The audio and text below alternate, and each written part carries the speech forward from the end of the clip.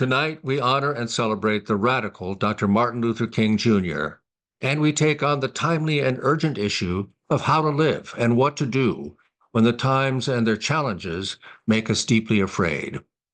King's capacity to make a bold and daring move on April 4, 1967, when he broke with the Johnson administration and with many of his allies by directly condemning this country's catastrophic war in Southeast Asia, hinged in no small part on King's capacity to work through his own personal fears.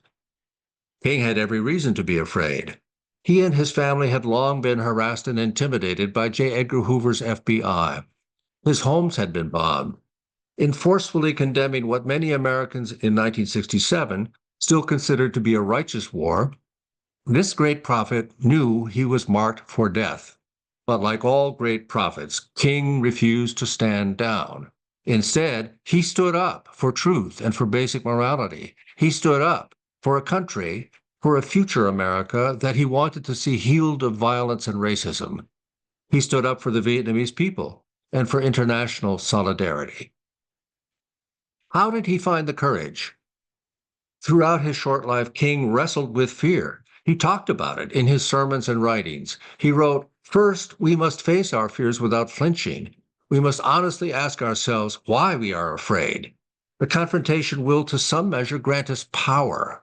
We can never cure fear by the method of escapism, nor can it be cured by repression. The more we attempt to ignore and repress our fears, the more we multiply our inner conflicts and cause the mind to deteriorate into a slum district." Note here King's perception that facing down fear can grant us power. In Notes for a Sermon in 1957, King had described fear as in part a failure or misuse of the imagination. In a later version of that same sermon, King called fear a powerfully creative force. More than anything else, King recognized the dynamic interplay between love and fear. And as a serious Bible scholar, he knew that God's most important message throughout the Old and New Testaments is, "Be not afraid." In the depths of his heart, King completely accepted the New Testament's word that perfect love casts out all fear.